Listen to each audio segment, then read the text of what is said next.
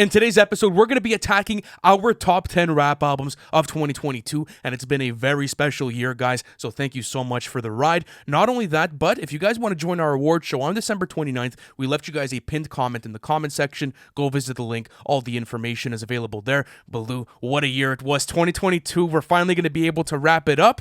And Matt, let's go through some honorable mentions. What do you have? There's so many. I mean, practically every Griselda record that came out this year. I don't have any Griselda on my entire list. You don't have any Griselda? No, so God Don't Make Mistakes by Conway, Tana Talk 4 by Benny the Butcher.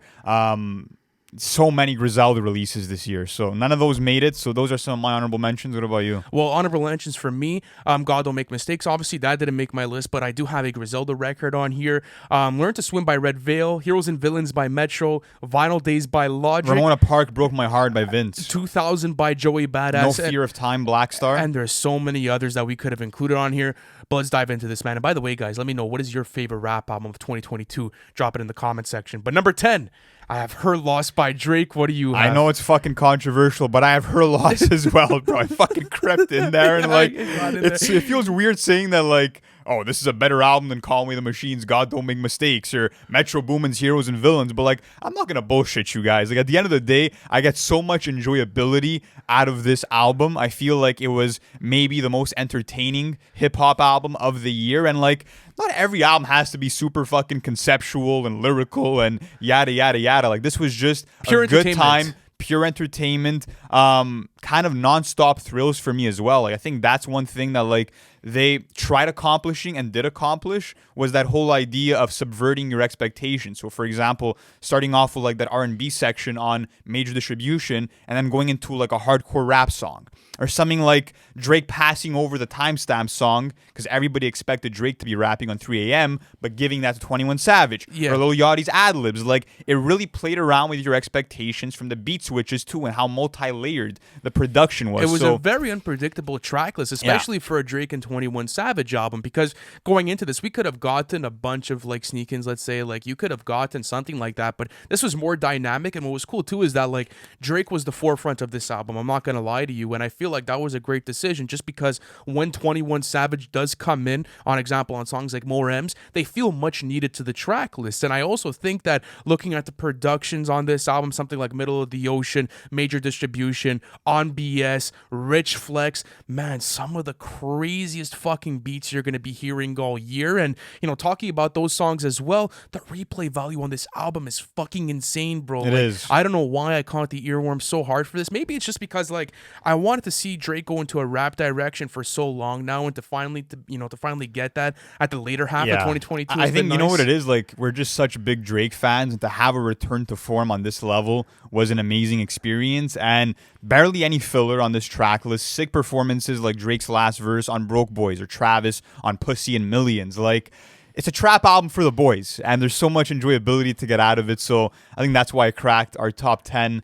Number 9, though, what do you have? On number 9, I have SSS by Freddie Gibbs. So what do I. Hey, so okay, send me a Freddie Gibbs. We're fucking 2 for 2 out here, bro. Okay, fire. Okay, so I'll start it off with SSS. I truly do feel like this is one of the most special track lists of the year. And there was the whole concern going into SSS. Like, okay, his last 2 projects were so nice, but they were also produced by Madlib and Uncle Al. And, like, it was executive produced by them. Like, there was no one else on the productions. And to be able to see him bring in a whole different cast of producers while still seeing Madlib and while still seeing The Alchemist on here was quite incredible for me. And I also have to give a lot of credit to Freddie just because, like, yes, he could have gone into more of a solo direction this year, maybe locking in with Al or Madlib again, but he really wanted this to be kind of his magnum opus. And I do feel like that was low-key achieved for me. It's not his magnum opus. No, I'm not saying on that end, but like him to have a return to form, but him to return with a solo album this time and to be able to achieve that. Plus, the amount of crazy tracks you're going to get on this album. Example, something like Blackest in the Room that ended up,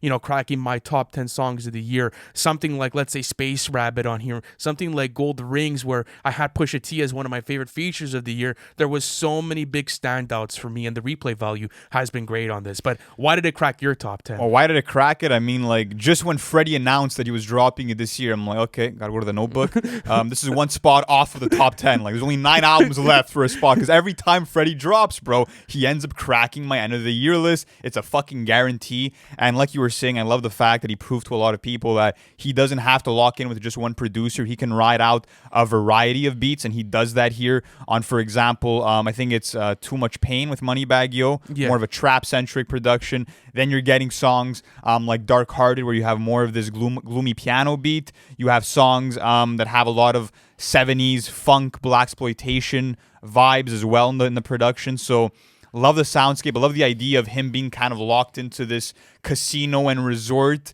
kind of just playing into that message of how his time as a drug dealer was always going to be temporary. And it's kind of also playing on like his life and his longevity, how like nothing is forever. So I love just the idea of that. I love the cinematic value in terms of like all those calls that he was getting. The voicemails added comedic value to the album as well. And yeah, Freddie Gibbs is just on a technical level proving to still be one of the best rappers working right now. Once he locks into a flow, you can't get him out of it. And I also love the fact that it was one of his most, if not his most, vulnerable and confessional album, especially when you're moving into that later half of that track list. So amazing record for me. Number 9. Okay, let's keep going on with this. Number 8.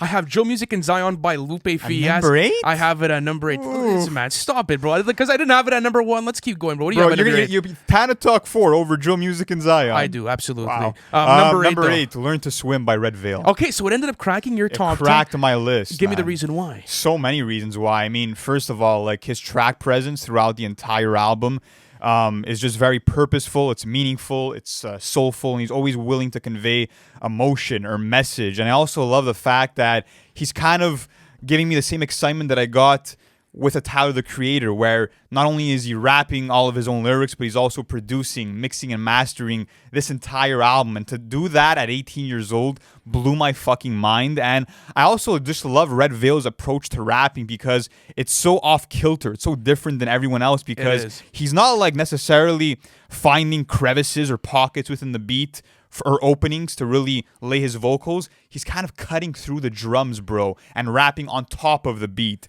which is super unorthodox. Kind of like but an Earl Sweatshirt sort of like to style. some degree. Yeah. But he's still rapping with good timing. He's still on beat while doing that. So that was an amazing achievement. But more than anything, I just love that he had a vision for this album and executed the whole idea of having to sometimes dive in head first and get out of your comfort zone, and how the fact that you kind of have to make yourself uncomfortable in certain situations to really have evolution and to really go forward in your life. So I love all of that. I love the way that he had certain elements that Tyler's done in the past. For example, moving his voice from the foreground to the background, doing harmonies behind his own vocals. It was just an amazing soundscape from start to finish, and he shows maturity beyond his years. And songs like PG Baby or Mars or Shoulder are some of my favorites of the entire year. Red Veil fucking killed it, so that's why I cracked my number 8 spot. Shout out Red Veil. Yeah, what he's doing is absolutely incredible, and I did have it for consideration as far as my top 10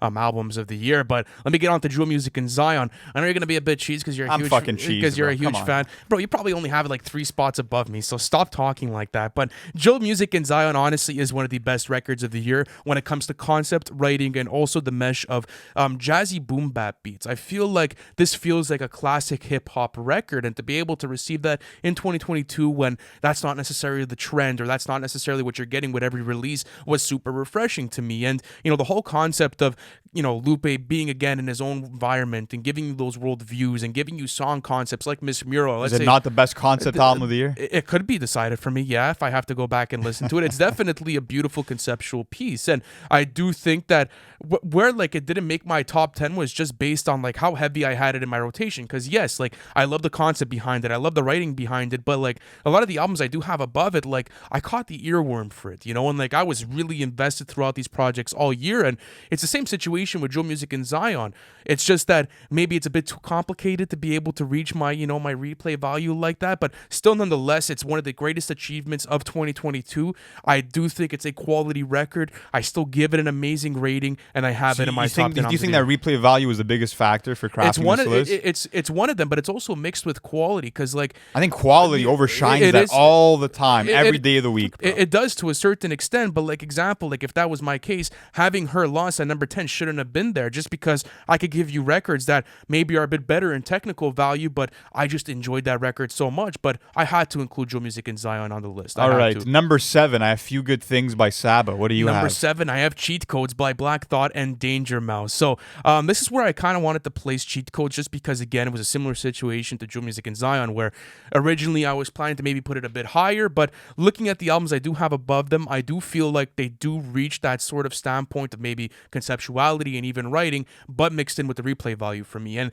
Cheat Codes is an amazing produced album, bro. To be able to see a lyricist like Black Thought and also Danger Mouse come in, and he's not predominantly a hip-hop producer as well, but come in with a new, unique, and fresh soundscape was beautiful to witness this year. You're getting some of the best songs of the year on this album, like Belize, even something like Aquamarine that ended up cracking my top 10 songs of the year. And when you want to talk about, world views and even getting into more of a meditative type of state, who else to go into, when you have Black Thought that's writing this album completely, and this feels like a classic hip-hop album. What's cool about the album, too, is that, with the vocal effects and also the production styles, you start to feel like, hey, like this is something that could have been delivered in the early 2000s or mid 2000s. So again, to get that in 2022 was a blessing in my opinion. But I had it at number 7. What do you got? I have it higher up. I'm not gonna lie to you. I'm surprised with these, but I think these are like really solid albums, deserve to have higher rankings. But it's your list at the end of the day. Few Good Things by Saba. I love the fact that Saba went for a more gleeful and upbeat album in comparison to Care For Me, which was very gray and very dark. So I love the fact that he's changing things up this time around. He's giving you a variety of new cadences, new inflections, new vocal tones.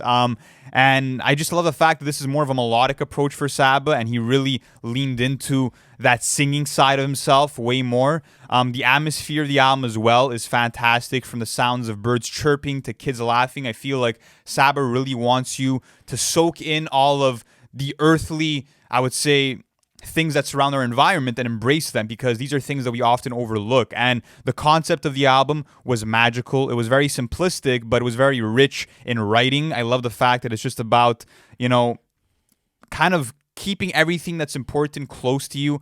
Family, friends, relationships, like really valuing the most important things in life. Apart from that, you're getting some of the best collaborations of the year. Crazy Bone on Come My Way. You have Black that delivered one of the best hooks of the year on the song Still. And it kind of like, when I'm listening to this album, it feels like I'm reminiscing over the good old days. It feels like, I'm back in high school just chilling out and remembering when times were simpler. And Saba also goes into that on the song 2012. So from beginning to end, beautiful experience, and Saba proves to be a singular talent in hip-hop. So absolutely. Loved it. Okay, number 7s are wrapped up. Let's go on to number 6. I have Few Good Things by Saba. I ended up including it there. What do you have? Number 6, probably the biggest shock of this list.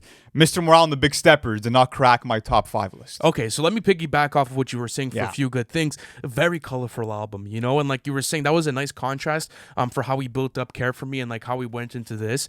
It was also a different album for Saba to be able to attack, just because like, he's done a lot of different types of production styles to this point, but to find stuff that's a bit more upbeat and a bit more up-tempo, and even diving into like maybe a bit more of his R&B bag into certain pockets, and even the cadences he was trying out was really nice to see. But again, like a beautiful concept album of really enjoying what's around you, and kind of like stripping back the layers of bullshit that we have in society and the things that we end up valuing. So example, like things like money, fame, greed, like whatever that comes with success, to be able to kind of move past that and still be, the humble person that you were once before all of that is really important. And, it resonated with me. Even at that, you're seeing a lot of maturity from Saba's pen throughout this project, which was absolutely beautiful. And again, I have songs on here like Few Good Things that ended up cracking my top 10 songs of the year. I think it was a perfect outro for that album. And even, Smino on the album, having Black on there, having Black Thought, Crazy Bone, like there was so many great performances that played into the conceptual prowess of this project. So I had to include it at number 6. All right, my number 6, Mr. Morale and the Big Steppers by Kendrick Lamar. Massive comeback album. And I feel like Kendrick didn't deliver the album that a lot of us wanted, but it felt like the album that he needed to drop for himself. And that's why I kind of respect it so much. I love the idea of the double album, of this 18-song therapy session. I felt like that concept was very well executed. I think that he is giving you some of the best performances of the entire year when you're looking at how animated he sounds on N95, when you're looking at how emotional he sounds on Mother I Sober, where it literally sounds like he's getting choked up mid-verse. When you're looking at something like Savior and how rhythmically in tune he is on that song, like there's so many highlights within this album. The production, very minimalistic. I think that in certain cases it made some of the songs slightly less interesting because of that. And I don't want to go into too many criticisms, but I do want to explain kind of why it isn't in that top 5 list. I think that there were certain songs like Auntie Diaries that have super powerful messages, but it feels like Kendrick isn't really into the song in terms of energy, in terms of track presence. You get a bit of a sleepier and mellow Kendrick, but the highs are super high on this album. One of the best written albums of the entire year, and to see him tackling timeless themes like generational trauma, infidelity, it's a very unique in its concept. It's cool to see someone of Kendrick's stature as well hold a mirror up to himself and kind of pick out his own flaws and really take himself off of that pedestal and show people that, like, I'm not this role model that you idolize. I'm human, and this is why I took all this fucking time off. So, very powerful album, a very challenging listen, one that I don't listen to all that much, but every time that I do go back to it, I am amazed by what he accomplished there. Oh, absolutely. Listen, I have it higher up on my list, For sure. But let's get into the top 5. My number 5 is KD3 by Nas. What do you have there? Okay, I'm happy to see you included it, bro. I was scared for a second. I'm like, is he going to leave it off the top 10? Cheat Codes by Black Thought and Danger Mouse. Okay, so you were getting mad at me, but bro, like Cheat Codes and like this are similar positions for us. So go with Cheat Codes because I kind of explained why I enjoyed it so much. Why did you enjoy it? Yeah, they weren't messing around. Black Thought and Danger Mouse made for an amazing, rapper-producer duo. You're getting a very tight and compact album here. Only 12 songs. You're getting phenomenal songs, some of the best of the year, such as Belize, such as Aquamarine.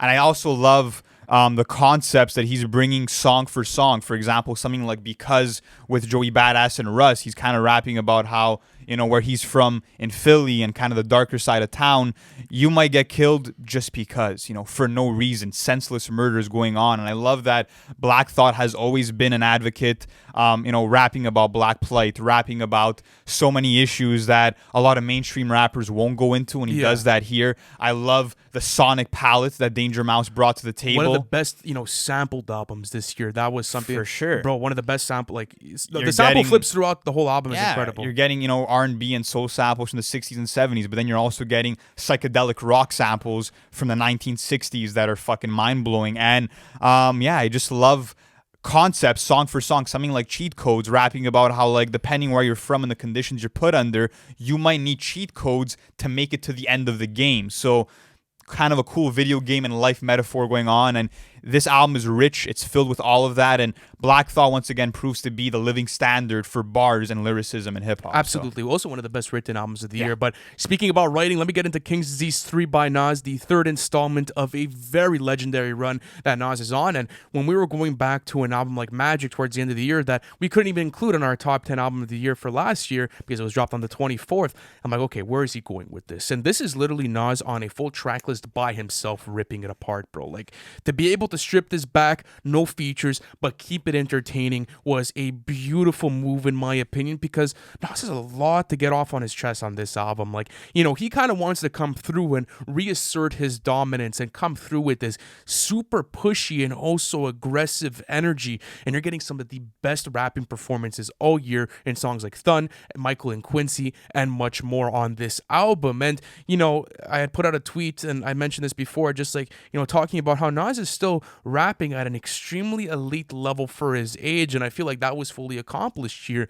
To be able to be, in the later half of your career, but still have the hunger and the drive to be able to deliver still a nice conceptual album like King's Disease 3 with a lot of great and perfect fucking rapping performances, for me, in my opinion, is a highlight in 2022. Plus, if you want to ask me what is the best produced album out of the whole trilogy, I would say this. I have to give a load of credit to Hit Boy, because this is one of the best produced rap albums of the year, bringing in all kinds of different sounds and aesthetics into this track list, but still making them feel like, they're at home for Nas, and that he's able to rap on these without having to get too much out of his element. And man, I had such a fun listen with this one. It was one of my favorite live album reactions of the whole year, and it had to meet my top 5 just because I'm still listening to it to this day. Absolutely. So King's Disease 3 at number 5. Let's keep going on with this. Number 4 spot. What do you got? Okay, I have Tana Talk 4 by Benny the Butcher. That high. that high. Absolutely. Wow. I love the I think there's a project. lot of albums that on your list that could have Okay, been give me your higher. number 4, man. What do you got? King's Disease 3 by Nas and Hit Boy. Okay, so piggyback off me, Cracks man. my What do you number got? 4. Absolutely. This album is an anomaly in the rap game just because, yes, there's a lot of other rappers rapping at elite levels, but to drop one of your best albums in your career 30 years into your fucking career, like Nas just proves to be the Deadpool of the rap game. Like he's just going to have legs forever and ever, it seems like. And this album was amazing because, like you said, he carried the track list on his own. I love the fact that he's giving you songs like Get Light, for example, which sounded like a New York anthem that could have been being bumped in the 90s. Like it kind of has that timeless feeling to it. Apart from that, I feel like there's a great awareness between the beats and the rhymes on this album. Like there's a lot of good synergy and, kind of just the synchronization between Nas and Hit Boy was amazing because, you go to a song like Michael and Quincy, for example, and you have Nas kind of boasting, saying that like he's an honorary, just like Quincy on the trumpet, and then Hit Boy cues in that trumpet sound. So it's not only that Nas was reacting and delivering upon the beat, but it was Hit Boy that was reacting and changing the beat based on the writing from Nas. So to see how intertwined they were in that process was amazing for me. Not only that, but to see Nas giving you the perspective of the ghetto reporter, the perspective of the veteran rapper, the perspective of the father, the perspective of rap beef on the song Beef. Like, who the fuck is thinking that creatively when it comes to concept songs? So he proves once again that his pen is as sharp as it could be. I think it's also the best produced album of the year, from all the boom bap stuff that you're getting to all of the infusion of drill or trap. Like, there was nowhere that Hit Boy was afraid to go in, and it's the perfect bridge between modern and classic hip-hop production. Fantastic fucking album. Nas is here to stay, bro. Okay, yeah, I like that explanation, man. Yeah, it was a beautiful record, and I really did enjoy it. And you're a bit. Why were you worried that I wasn't going to include it? What did you think I was going to do here? Because you didn't put it in your top 10 songs. So I'm like, okay, is it kind of like falling off in the list for him? Like, No. I'm happy you included it, though. It deserves to be album, here. But let me get on to my number 4, Tana Talk 4 by Benny the Butcher. I don't care what you say. It's your opinion, and I had to include this in Great my album. top. Yeah. Listen, I think it's the best coke rap album of the year. I feel like you're getting some of the best performances of the year on this album, all the way from, let's say, J. Cole on Johnny P's Caddy, or even Stove God Cooks on Back 2 Times, even something like Boldy James's verse on Weekends in the Perrys. Like, there's so many great tracks on this album, and it has a no skip policy for me. There's not a single track on here that I feel like, okay, I would skip this. No, this is an album I run from start to finish. Only 12 tracks as well, so it has that perfect length for me. And bro, like, listen to the track run here. Johnny P's Caddy, Back 2 Times, Super Plug, Weekends in the Perrys, 10 More Crack Commandments. Like, you're getting some of the best songs of the all year for like this rap lane. What would you say to someone that were to say that Pusha T dropped a better coke album? Because that is an honorable mention for me. We didn't include it in both of our lists, but was there anything in particular that made this one kind of go over the edge? I feel like it's a lot more consistent for Benny. Not only that, but like, you're getting him at home here. Like, you're getting Beat Butcher, you're getting Derringer, you're getting The Alchemist. Like, this is a perfectly produced coke rap album. You're not gonna find anything better. And I know Kanye and Pharrell ended up producing most of It's Almost Dry, but I'm not gonna lie to you, I much prefer the dark aesthetics you're getting on something like Tana Talk 4. And even at that, Tana Talk 3 is a legendary project within Benny's whole discography. So to be able to see him come back with a sequel to that, man, and live up to the expectations, that was another big moment for me. And also, what's cool about Benny's performance in here is that, yes, you can maybe say in the past, like, maybe the coke metaphors get a bit too much, or maybe you can't get engaged, but this is different from Benny just because, like, he's taking you back to the streets where, he was raised in Buffalo, but with a different perspective now. Him kind of being back there, but with that mindset of him being accomplished now as a businessman and him being accomplished as a rapper. So, with that being said, I had to include it in there, and I got the earworm for this album, bro. One of my most played albums of the year when it comes to great album, without a doubt. And it's the best Griselda album of the year, at least in my opinion. Let's go into our top 3. Number 3, Drill Music in Zion by Lupe Fiasco. What do you have? Number 3, Mr. Morale and the Big Steppers Okay, by Kendrick Lamar. So listen, I don't think Mr. Morale and the Big Steppers is the best album of the year. I have 2 above it. And when you want to get into Mr. Morale and the Big Steppers, yes, there could be things said about maybe being, a couple of songs that you don't go back to, or maybe things that you don't really expect Kendrick doing. And I agree with that. There's certain songs I don't go back to. But when you have to look at the overall vision and creative integrity that was put into this album, at the stature that Kendrick's at, all the way from the different writing styles that he's providing, him taking more of a minimalistic and back approach on this album, I think it was a huge W in my fucking books, and I had to include it in my top 3. I think it's one of the coolest moments of 2022, especially apart from the music, because Kendrick's the type of artist that he'll create a whole moment and like generational push in 1 year, but it's the music that's doing the talking, bro. It's really him delivering on that quality again and coming through again. And bro, I could get into so many songs off of this album. Example, songs like Count Me Out, Father Time, N95, United in Grief, Worldwide Steppers, Mr. Morale. There's so many songs on here, bro, that I feel like I have been junking all year. Plus, to be able to deliver, that concept album, but in a double disc, it's super daring, bro, and could have gone very south if it was not executed properly. So to be able to even get that was an incredible achievement for me. Plus, him going into even songs like Mother I Sober, bro,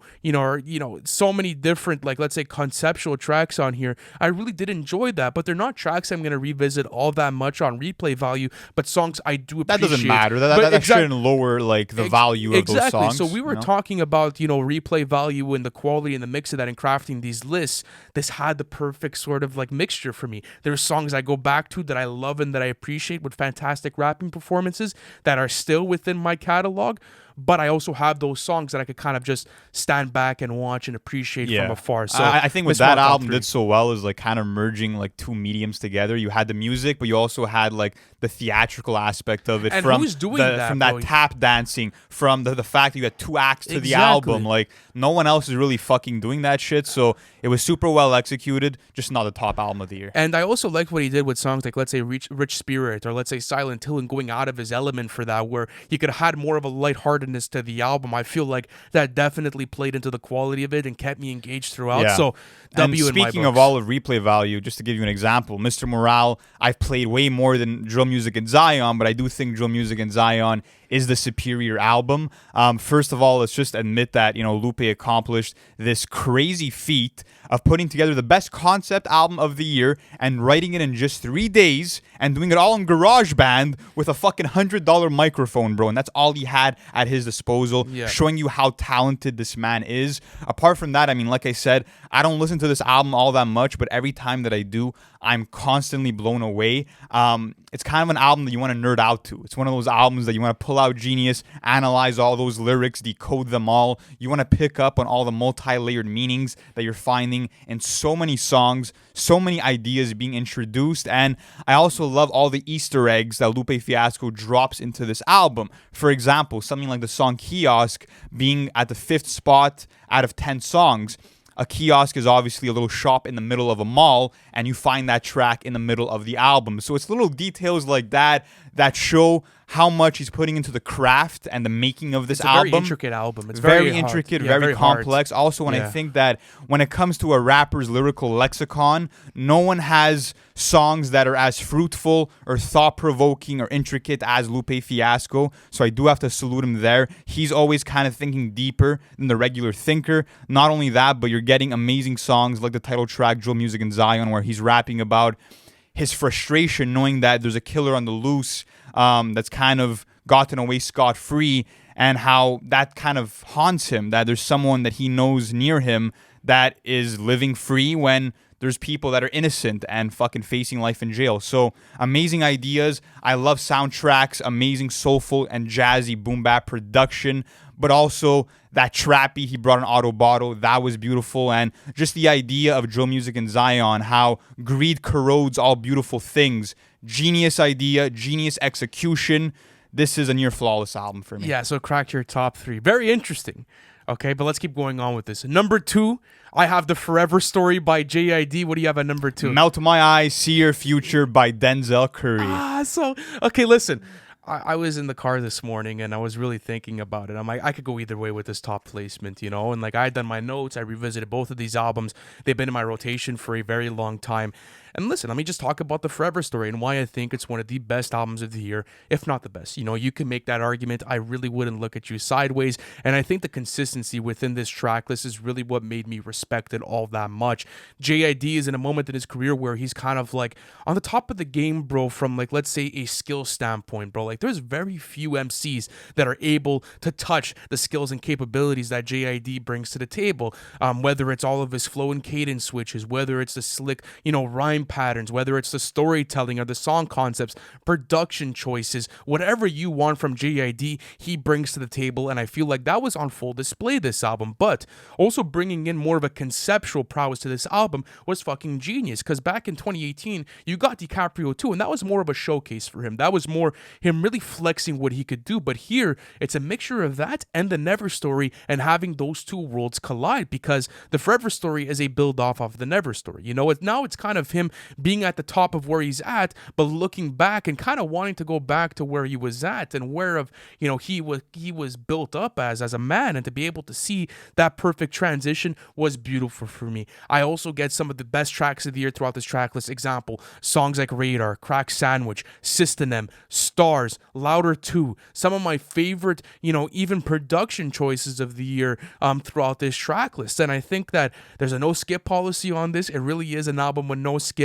As far as a consistent prowess goes, I think it is one of the best of the year, and I had it at number 2. Yeah, and I think that's kind of the difference for me when it comes to Denzel and J.I.D is that it's like, yes, I think both track lists you could argue don't have any skips, but like just there's a bar of like the lower end Forever Story tracks that's just higher than the lower end Melt My Eyes tracks. But and I'm going to speak about that on my number 1. We'll talk all about that. So number 2, Melt My Eyes, See Your Future by Denzel Curry. For the longest time, I thought this was going to crack my number 1 spot just because I love what Denzel did here. I love the way that he matured his pen. I love the way that he got more introspective than ever. And for so many Denzel fans, for the longest time, our favorite Denzel song was Sirens. And you're getting a track list filled of tracks like Sirens, where he's giving you these streams of consciousness. He's giving you a lot of, I would say, deep tracks, you know, talking about just the senseless gun violence in America, racism that's still prevalent to this day. But you're getting this kind of Soulquarians album from Denzel where he's merging in neo-soul, he's merging in R&B, some of the most beautiful productions of the entire year. And I think that you're also getting some of the most versatile rapping performances from Denzel. And, you know, you have songs where he's giving you like 10 different fucking flow switches. Then you're getting songs where he's giving you amazing auto-tune performances like on X-Wing, which fucking grew on me heavy. Apart from that, I just love that this album is really about Denzel, you know, melting the former perceptions of himself and moving into a place where he's evolving, he's a new person, and it feels like he's taking you along for a journey. I think that's what this album does better than any other album this year, is that it feels like you're embarking on this journey with Denzel. And I think even in terms of the music videos, in terms of the presentation of this album, it was really well curated, well sequenced, and maybe the second half isn't as strong as the first half of the album, but it does keep you thoroughly entertained all throughout. So, fantastic album, loved it, but it's not as good as my number 1 pick. All right, so let's go on to number 1. Album of the year for NFR. Listen, I have Melt My Eyes, See Your Future. What do you have? I have The Forever Story by J.I.D. As I thought so. Okay, so let me piggyback off of Melt My Eyes, See Your Future. I'll give you the reason why I ended up switching it. Then it was a very last minute decision. You know, maybe if you would have asked me a couple of weeks ago, I would have had The Forever Story at number 1. And all year I've had this sort of like underlying anxiety. What am I going to put number 1? Like, what am I going to have here? And it ended up going to, you know, Melt My Eyes, See Your Future. Listen, the whole reason why I always had The Forever Story was because of that consistency, right? Like, people say that there's a dip off on Melt My Eyes. Not a big dip off. But the thing is that I don't even feel like there's a dip off whatsoever, because even if you go into the second half of this track list, you're getting songs like The Ills, you're getting songs like The Smell of Death, which was a fantastic interlude, even songs like X-Wing, getting songs like Angels. bro, like I really can't complain on the second half of this album. Plus, when you want to talk about, what type of artistic value Denzel Curry brought to the table, it was beautiful, bro. As you said, What do you think makes it a better album than the Forever Story? the higher highs. So you were saying that you were saying that the lows on the Forever Story are better than the lows Yes, on Melt My Eyes See absolutely. Your Future. But I think the highs are better on Melt My Eyes See Your Future than the Forever Story. So example, I have Song of the Year on Walking on this track list. I have Melt Session #1. I had to include 2 picks in my top 10 songs of the year to be able to make it here. Songs like The Last, Worst Comes to Worst, John Wayne, Mental, Troubles, X-Wing, Angels, bro, The Ills. Like, this track list is fucking stacked, bro, with some of the biggest highs I have Forever seen Story all more year. consistent. So, I mean, once I got into the consistency thing, I'm like, bro, low-key, Melt My Eyes See Your Future. Yes, maybe it's not as consistent, but like, what's that bar and what is that worth for me? And I was like, you know what? I'm going to have it at #1. I think you're getting the best rapping performance all year on something like Walkin'. Even on Melt Session #1, that could be argued as one of the best songs of the year. You want to talk about a track one? Bro, go from #1 all the way to, I would say, even #7 with T-Pain, bro. That's a flawless track run for me. Half of that album. The T-Pain tracks on the lower end of the track list. It doesn't even matter to me because it's still not a skip. Like, I can make an argument that there's literally no skips on this whole album. And also to see Denzel go into more of a somber approach with the project while still staying to his roots of, aggressive rapping and quick flows was really nice to see in here because it was this perfect blend. And, we were talking to someone at an artist camp in Atlanta about, him curating the album. What was the approach with this? And this really does feel like a therapy session at home, bro. The amount of depth that there is to this album is beautiful. I think it's one of the best written albums of the year, if not the best, in my opinion, just because of the emotional depth.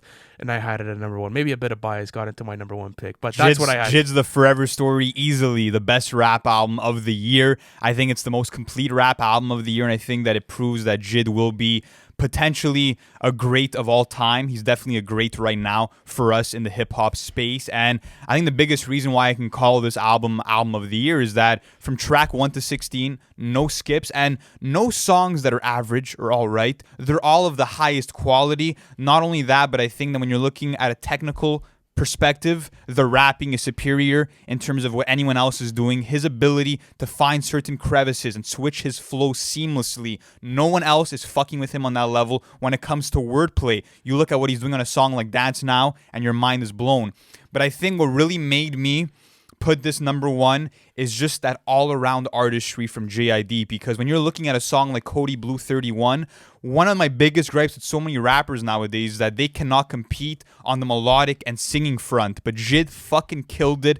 Cody Blue is one of the best, I would say, heartfelt ballads I've heard from any rapper in the last few years. That was an amazing performance, and he proved that he does have the singing chops, and he improved upon what he had done off of the Never Story. Not only that, but I feel like the production is phenomenal when you're looking at a song like Stars and that beautiful flute melody and that piano that's present. All fantastic. Even what's cool about that song is that if you go to your scene-based part, there's this drastic change in production. I just wanted to chime in and say that, and I think that's one of the highlights of the album for me too. Even how transformative, JID is on Stars, like him going from that high pitch to his regular pitch to a distorted low pitch. Like, who's doing that on songs? Yeah, bro? It was super nice. It's incredible. Not only that, but I also feel like the fact that you're getting a beat switch on every single song, that excitement, that thrill is always present. And I think that even when you're looking at the concept of the record and how JID is really, he's giving you the names of his family members. He's letting you in on certain experiences that actually happen on something like Crack Sandwich, where